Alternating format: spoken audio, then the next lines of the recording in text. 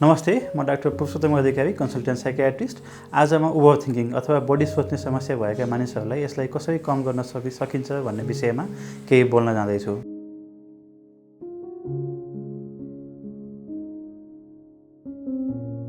Over thinking भनेको के हो? ओभर थिङ्किङ भनेको सामान्य भाषामा हामीले बढी सोच्ने अथवा अलिकति बढी मनमा कुराहरू खेलाउने भन्ने बुझ्छौँ। ओभर थिङ्किङ भनेको बारम्बार एउटै खालका सोचाइहरू आइरहने हो।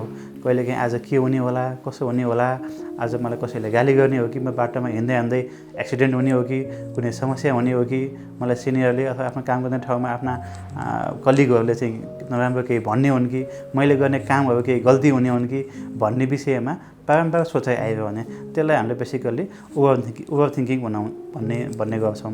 कहिलेकाहीँ सामान्यतया सोच आउनु एक हिसाबले नर्मल नै हो। हाम्रो दिमागमा दैनिक लगभग 60-70 हजारवटा सोच आइरहन्छन् भन्ने विभिन्न अध्ययनहरूले देखाउँछ। तर त्यो सोचाइले गर्दाखेरि हामीले आफ्नो कामकाज गर्न सकेनौँ, सोचाइमा मात्रै फोकस भइराख्यौँ, सोचाइले गर्दाखेरि हाम्रो आफ्नो प्रोडक्टिभिटीमा कमी भयो भनेदेखि चाहिँ यो समस्या बन्न जान्छ।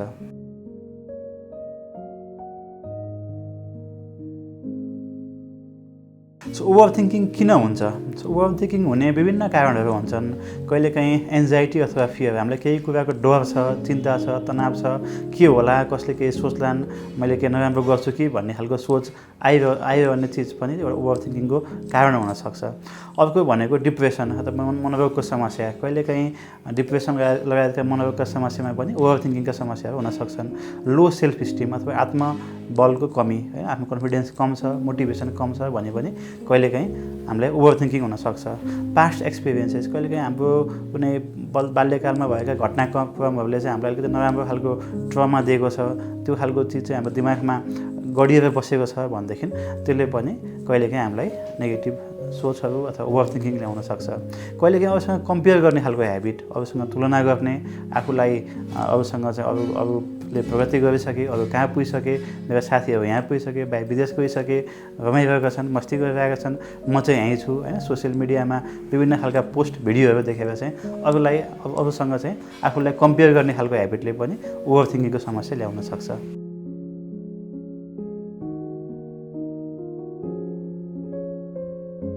ओभर थिङ्किङले हामीलाई कस्तो खालको असर बनाउन सक्छ? ओभर थिङ्किङले हाम्रो शारीरिक तथा मानसिक दुवै हिसाबले हामीलाई असर गर्न सक्छ।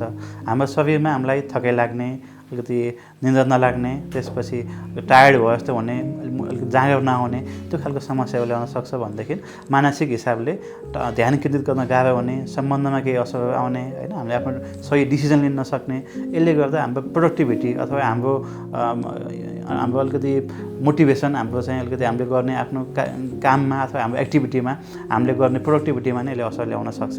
त्यो भएको हुनाले ओभर थिङ्किङले हाम्रो शारीरिक समस्या ल्याउन सक्छ, मानसिक रूपमा पनि हामीलाई कमजोर बनाउन सक्छ।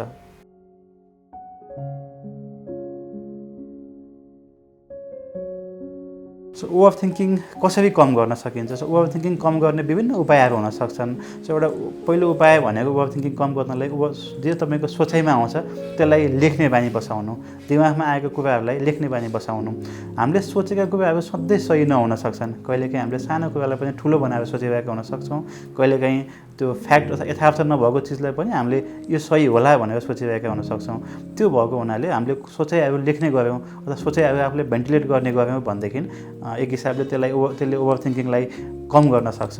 अथवा कतै एक्सप्रेस गरियो अथवा कसैलाई सुनाइयो, कसैलाई भनियो भने पनि त्यसले केही हदसम्म ओभर थिङ्किङलाई कम गर्न चाहिँ हेल्प गर्न सक्छ।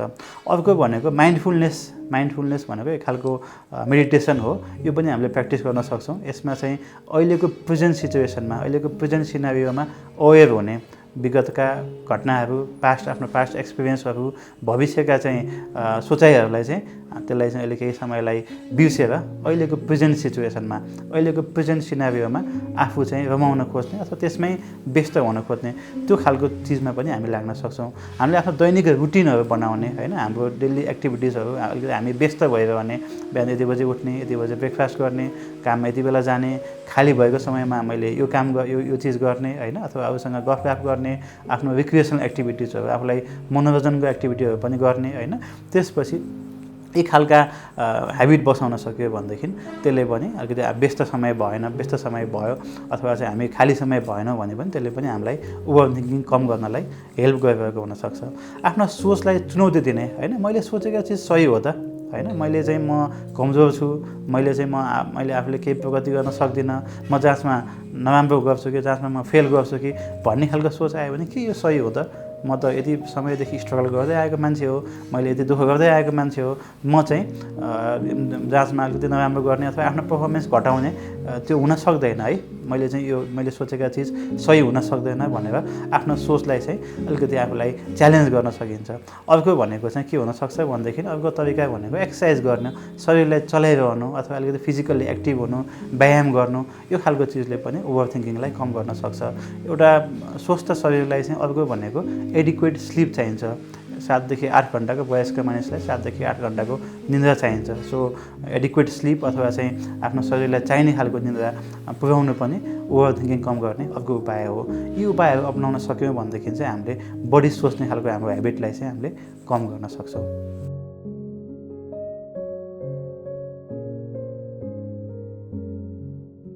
ओभरथिङ्किङको समस्या भएमा कहिले चाहिँ प्रोफेसनल हेल्प लिने, कहिले चाहिँ हामीले सहायताको लागि चाहिँ हामीले एप्रोच गर्ने। सो बेसिकली यदि ओभरथिङ्किङ छ, तपाईँले बढी सोच्ने खालको समस्या छ, त्यसले गर्दा तपाईँको डेली कामकाजमा असर पर्यो अथवा तपाईँले आफ्नो पर्फर्मेन्स राम्रोसँग गर्न सक्नु भएन, तपाईँको सोसियल सम्बन्धहरू, साथीभाइसँगको सम्बन्धहरू बिग्रिन थाल्यो, तपाईँ एक्लै बस्न थाल्नुभयो, मलाई कसैले नराम्रो भन्छन् कि मलाई नराम्रो हिसाबले सोध्छन् कि कसैले जज गर्छन् कि भनेर तपाईँ सोसियल फङ्सनहरूमा अथवा पार्टी अथवा भेटघाटहरूमा जान सक्नु भएन। त्यसले गर्दा तपाईँलाई समस्या भयो, तपाईँको सोसियो ओकुपेसनल डिक्लाइन भयो, बढी सोचाइ आइरहेको तपाईँको निन्द्रा डिस्टर्ब भयो, तपाईँले राति सुत्नलाई बेडमा जानुभयो, होइन, बत्ती निभाउनु भयो, त्यसपछि सुत्न लाग्दाखेरि चाहिँ सोचहरू एकदम धेरै आउन थाल्यो। त्यसले गर्दा तपाईँ घन्टौँसम्म निदाउन सक्नु भएन, यता फर्किने उता फर्किने गरेर रात बिताउनु भयो। यो अवस्थामा तपाईँलाई मेडिकल हेल्प अथवा चाहिँ प्रोफेसनल हेल्प चाहिन सक्छ। यस्तो बेलामा हामीले प्रोफेसनल साइकियाट्रिस्ट अथवा काउन्सिलरले केही आफ्नो सोचाइहरूलाई व्यवस्थापन गर्ने विधिहरू अथवा केही खालका औषधिहरू दिएर तपाईँको ओभर थिङ्किङ गर्ने ह्याबिटलाई चाहिँ कम गर्न हामीले हेल्प गर्छौँ। ओभर थिङ्किङ भनेको हाम्रो सोच्ने शैली हो, यसलाई नियन्त्रण अथवा यसलाई चाहिँ व्यवस्थापन गर्न सकिन्छ। यदि तपाईँलाई ओभर थिङ्किङको समस्या छ भनेदेखि त्यसले तपाईँलाई सताइरहेको छ, त्यसले तपाईँको डेली एक्टिभिटिज फङ्सनिङमा ह्याम्पर गरिरहेको छ भनेदेखि चाहिँ तपाईँले प्रोफेसनल हेल्प लिन तपाईँले अप्ठ्यारो मान्नु पर्दैन। आफू नजिकैको साइकियाट्रिस्ट अथवा काउन्सिलर भएको ठाउँमा गएर आफ्नो समस्या राखेर त्यसलाई कसरी ठिक गर्न सकिन्छ भनेर समाधान खोज्नुहोला। धन्यवाद।